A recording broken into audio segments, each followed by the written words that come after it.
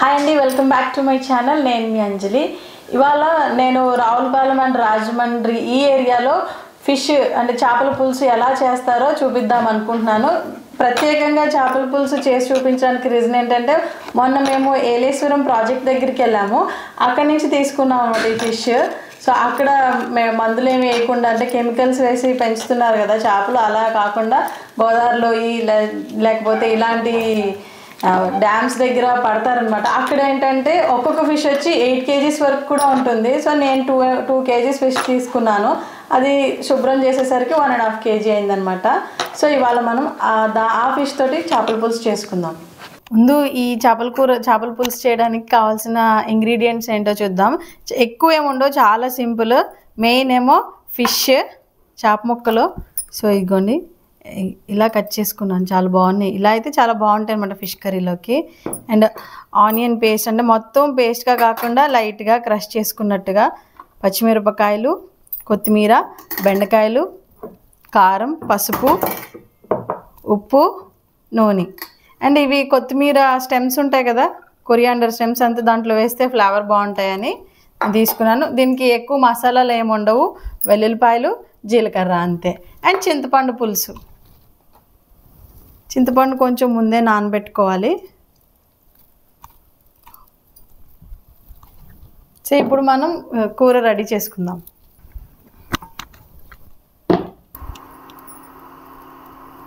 చేపల కూర కదా, కొంచెం ఆయిల్ ఎక్కువ పడుతుంది. అండ్ మా ఆయిల్ ఈ కలర్లో ఉందని భయపడకండి. ఇదేంటంటే మన రైస్ బ్రైన్ ఆయిల్ అంటారు కదా, ఇది సింపుల్గా అంటే మనం మాన్యువల్గా రిఫైన్ చేసిన ఆయిల్ అనమాట.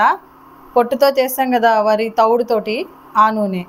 సో ఇక్కడే మా ఇంటి దగ్గరే ఫ్యాక్టరీ ఉంది, మాన్యువల్గా తీస్తారనమాట అది. సో మేము అదే ఎక్కువ యూస్ చేస్తాము. ఇవి పచ్చిమిరపకాయలు పూర్తిగా చీరకుండా కొంచెం స్టార్టింగ్లో కొంచెం స్ప్లిట్ చేసుకుంటే సరిపోతుంది. పులుసులో కదా, అవి పులుసులో ఉడికాక చాలా బాగుంటాయి అన్నమాట.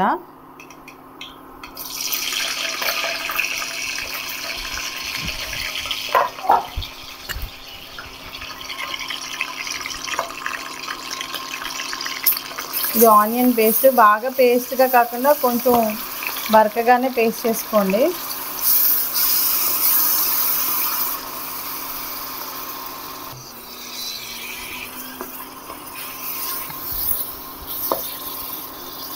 టూ మినిట్స్ దీన్ని పచ్చివాసన పోయేంత వరకు ఫ్రై చేసుకుంటే సరిపోతుంది. యాక్చువల్లీ నేనైతే ఫిష్ కర్రీ ఇలా వండను. అన్నీ ఈ ఆనియన్ పేస్ట్, పచ్చిమిరపకాయలు, బెండకాయలు ఇవన్నీ కూడా చేపల కూర వండే గిన్నెలో వేసేసి అన్నీ కలపెట్టేసి స్టవ్ మీద పెట్టేసి సిమ్లో ఒక 45 minutes ఉడకబెడతామన్నమాట, దగ్గరికి అయిపోయేంత వరకు. సో నేను అలా వండుతాను. ఇది అత్తయ్య గారి స్టైల్ అనమాట. So first onion paste fry చేసి, తర్వాత చేప ముక్కలు వేసి, ఒకదాని తర్వాత ఒకటి వేస్తారు మా అత్తయ్య గారు. నేనైతే అలా వండను అనమాట. అన్నీ ఒక దాంట్లో వేసేసి వండేస్తాను. దాన్ని కలబెట్టి వండడం అని అంటారు. నార్మల్గా కూరలాగా. ఓకే, ఇవి ఈ కలర్లో వచ్చింది, పచ్చివాసన అంతా పోయింది, మంచిగా స్మెల్ వస్తుంది అనమాట, బాగా కమ్మగా. సో దీంట్లో ఇప్పుడు మనం చేప ముక్కలు వేసేసుకుందాం. చేప ముక్కలు చూడండి ఎంత బాగున్నాయి.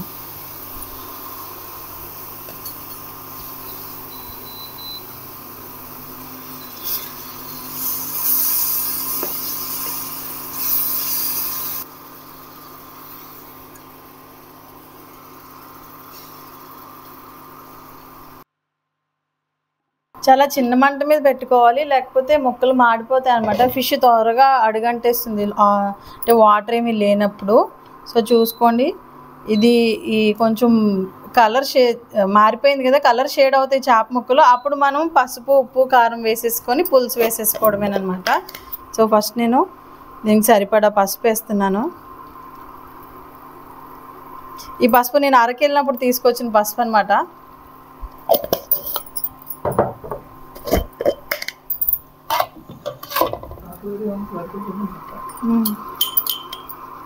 ఇది చూడండి, ఇది కారము. మేము కొంచెం ఫిష్ కర్రీ కాబట్టి ఎక్కువగానే తింటాం. ఎవరు ఎలా తింటారో వాళ్ళ టేస్ట్ని బట్టి వేసుకొని నేను 2 tablespoons వేసాను. అండ్ ఇంకొక 1/2 tablespoon పచ్చిమిరపకాయలు ఎక్కువ వేసాను కాబట్టి కొంచెం కారం తక్కువ వేస్తున్నాను.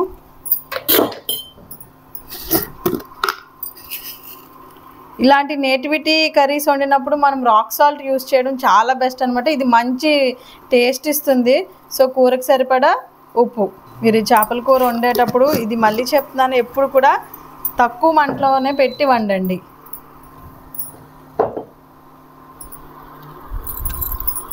చూడండి ఇలా కలపాలి. మనం గరిటె పెట్టి కలిపామంటే ఇంకా అంతే, చేపల కూర కాస్త సాంబార్ అయిపోతుంది అనమాట.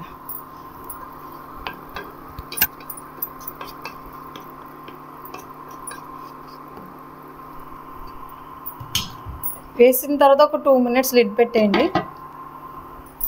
ఈలోపు మనం చింతపండు పులుసు తయారు చేసుకుందాం. కూరలోకి ఎంత పులుసు కావాలంత. సో నేను ఒక పెద్ద నిమ్మకాయ సైజు చింతపండు నానబెట్టాను.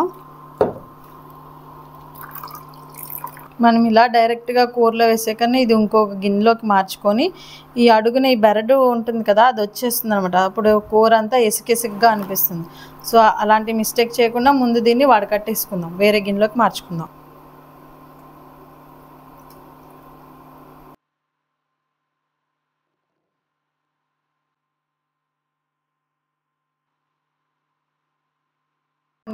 అంటే ఎక్కువ కొంతమంది పులుపు ఎక్కువ తింటారు, కొంతమంది తక్కువ తింటారు.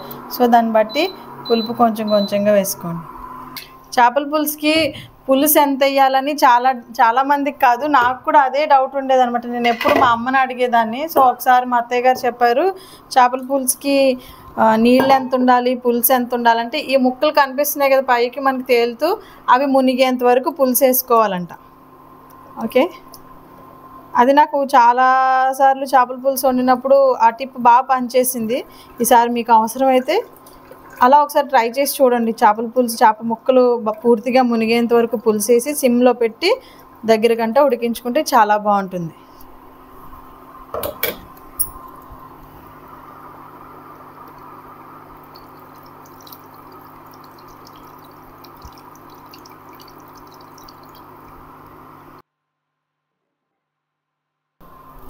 ఇది మా అత్తగారు ఆస్తి నాకు. చూడండి, ఆవిడ వాడి అరగదీసి ఈ సైజు రాయొచ్చాక అప్పుడు నాకు ఇచ్చారనమాట. నాకు ఇందులోనే అలవాటైపోయి ఈ చిన్న రాయి వేసుకొని నేను కూడా నూరుతున్నాను. సో దీనికి స్పెషల్ మసాలా ఏముండదు ఈ కూరకి, వెల్లుల్లిపాయ జీలకర్ర అంతే.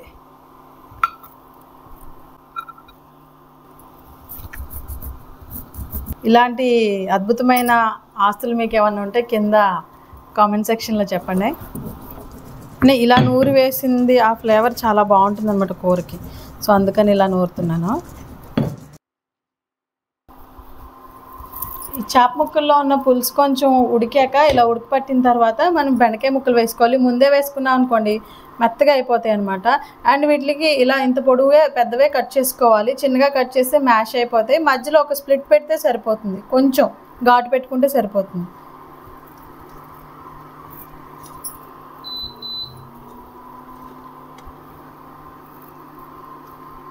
చేపల పులుసులో మా వైపు ఎక్కువ బెండకాయలే వేసుకుంటాము. అండ్ ఇవి చాలా టేస్టీగా ఉంటాయి అనమాట. పులుసులో ఉడికిన తర్వాత ఈ పచ్చిమిరపకాయలు బెండకాయలు చాలా బాగుంటాయి. సో చేపల పులుసులో బెండకాయలు వేయడం మర్చిపోకండి. ఒక 10 minutes ఉడకనివ్వాలి మీడియం ఫ్లేమ్ మీద. ఇప్పుడు మిగతా మసాలా నూరుకుందాం. ఓకే, అయిపోయింది ఇది కూడా. ఓపుకున్న వాళ్ళు ఇలా నూరండి, లేకపోతే టైం లేదు అనుకుంటే మనం మిక్సీ జార్లో కూడా వేసుకోవచ్చు. మసాలా చూడండి ఇలా ముద్దగా నూరుకుంటే తర్వాత మనం పులుసులో వేసుకుంటాం కదా, పులుసులో కరిగిపోతుంది.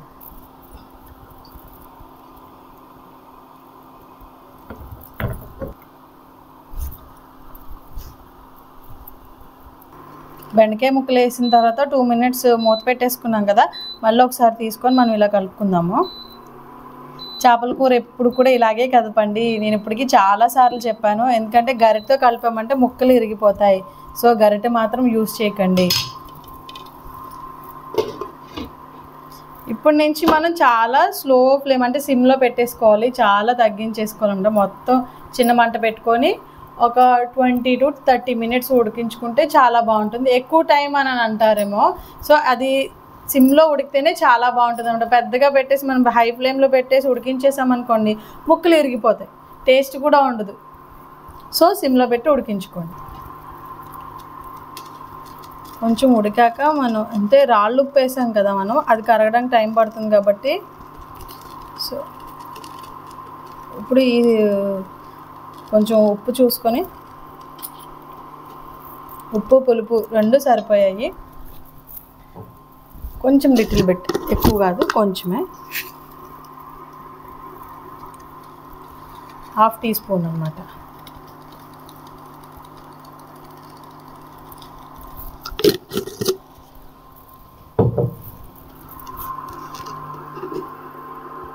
Again I'm telling, don't use spatulas.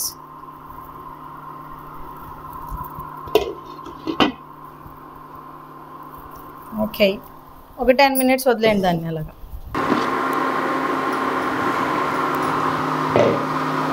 బాగా దగ్గరగా చిక్కబడిపోయింది కదా చూడండి. సో ఇప్పుడు నేను ముందు కొత్తిమీర స్టెమ్స్ ఉన్నాయి కదా, కాడలు, అవి సన్నగా కట్ చేసి పెట్టుకున్నాను. ఇవి వేసేసుకున్నాక మనం మసాలా వేసుకుంటాం అన్నమాట. మసాలా అంటే జీలకర్ర, వెల్లుల్లిపాయ ముద్ద. దీంట్లో వాటర్ ఏమి వేయక్కర్లేదు. మళ్ళీ వాటర్ వేసామంటే కూర పలచబడుతుంది, మళ్ళీ అది ఎగరబట్టడానికి టైం పడుతుంది. అలా చేస్తే కూర అస్సలు బాగోదు. సో కూర చుట్టూరు ఇలా వేసేసుకొని మనం కలిపేసుకుంటే సరిపోతుంది. అదే కలిసిపోతుంది 2 minutesలో.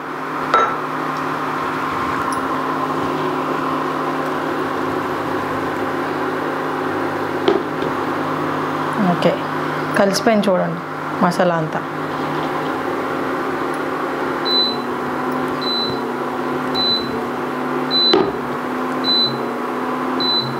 మసాలా వేసిన తర్వాత ఒక 2 minutes మూత పెట్టేసుకుని మనం ఆఫ్ చేసేసుకుందాం. మసాలా వేసిన 2 minutesకి నేను స్టవ్ ఆఫ్ చేసేసుకున్నాను. ఆఫ్ చేసేసిన తర్వాత కొత్తిమీర వేసేసుకుందాం. అండ్ ఫిష్ ఎక్కువ ఎందుకు తినాలి మనం? ఫిష్లో వచ్చి మనకి ఒమేగా ఫ్యాటీ యాసిడ్స్ ఉంటాయి. ఫిష్ స్కిన్లో కూడా వైటమిన్ ఈ ఉంటుంది. అండ్ ఇది మనకి హార్ట్ హెల్త్కి అండ్ మన హెయిర్, స్కిన్ అండ్ మన మజిల్ గ్రోత్కి కూడా చాలా హెల్ప్ అవుతుంది అనమాట. సో నాన్ వెజిటేరియన్స్ అయితే రెగ్యులర్గా ఫిష్ తినొచ్చు. ఈ రెడ్ మీట్ కన్నా ఎక్కువ మనం ఫిష్ తినడం మన ఆరోగ్యానికి చాలా మంచిది. మనం దీన్ని ఇప్పుడు సర్వ్ చేసుకుందాం 2 minutesలో. అబ్బా, అరోమా ఎంత బాగా వస్తుందో.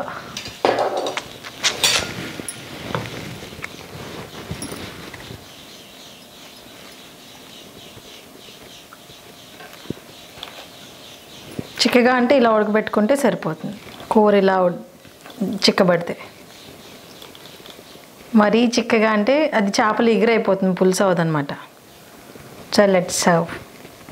చూసారా, నేను చెప్పాను కదా, మనం ఒక స్ప్లిట్ పెట్టుకొని పచ్చిమిరపకాయ పులుసులో వేసుకుంటే మ్యాషీ అవ్వకుండా పులుసులో ఉన్న పచ్చిమిరపకాయలు తింటే చాలా టేస్టీగా ఉంటాయని. సో ఇలా స్ప్లిట్ పెట్టుకున్నాం అనుకోండి, పులుసు ఎంతసేపు ఉడికినా మరిగినా అవి మాత్రం విరగవు, మ్యాషీగా అవ్వవు. అండ్ బెండకాయ కూడా చూపిస్తాను నేను, కరెక్ట్గా చూడండి. చూడండి, ఇది కూడా ఎక్కడ మ్యాష్ అవ్వలేదు. నేను ఇక్కడ స్ప్లిట్ పెట్టాను కదా, చిన్న ఘాటు పెట్టాను.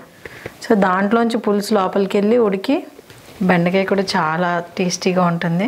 సో నేను ఇప్పుడు అది టేస్ట్ చేసి కూడా చెప్తాను మీకు ఎలా ఉందో. మీకు కంపల్సరీ నేను చెప్పిన విధంగా ట్రై చేసి కర్రీ ఎలా వచ్చిందో నాకు కామెంట్ చేయండి, ఓకేనా? It's tasting time. So taste చేద్దాం.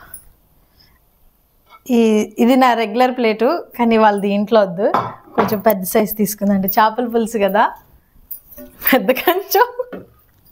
అంటే ఇవాళ డైట్ కొంచెం పక్కన పెట్టండి. ఒక పూటకి ఎంతో ఇష్టంగా వండుకున్నాం కదా, సో ఒక పూటకి డైట్ పర్లేదు. ఇది కూడా మంచి హెల్తీయే కదా, మంచి ప్రోటీన్ ఫుడ్ మనకి ఫిష్ కూడా. సో ఒకరోజు డైట్ పక్కన పెడితే ఏం పర్లేదు. రెగ్యులర్గా అయితే మేము బ్రౌన్ రైసే తింటాము. నేను స్పెషల్లీ చేపల పులుసు కోసమని నేను వైట్ రైస్ వండాను అనమాట. నేను మాత్రం ఎక్కువ బెండకాయలే వేసుకుంటా. మళ్ళీ మా వాళ్ళు వచ్చారంటే బెండకాయలన్నీ వాళ్ళే తింటారు, నాకేరు. చాలా వేడిగా ఉంది. యాక్చువల్లీ చేపల కూర ముందు రోజు వండుకొని నెక్స్ట్ డే మార్నింగ్, అంటే ఉదయం వండుకొని సాయంత్రము అలా తింటే చాలా బాగుంటుంది. అంటే ముక్క పులుసులో ఊరుతుంది కాబట్టి చాలా బాగుంది. అంటే మా టేస్ట్కి తగ్గట్టు నేను ప్రిపేర్ చేసుకున్నాను. సో మీరు కూడా నేను చెప్పిన విధంగా ప్రిపేర్ చేసుకోండి. మీకు రెసిపీ ఎలా వచ్చిందో మీరు ట్రై చేసి కామెంట్ సెక్షన్లో చెప్పండి. ఇంకా నా ఛానల్ని సబ్స్క్రైబ్ చేసుకొని ఇంకా మీ ఫ్రెండ్స్ అండ్ ఫ్యామిలీకి షేర్ చేయండి. పక్కనే ఉన్న బెల్ ఐకాన్ని ట్యాప్ చేయడం మాత్రం మర్చిపోకండి. Thank you for watching. Me Anjali.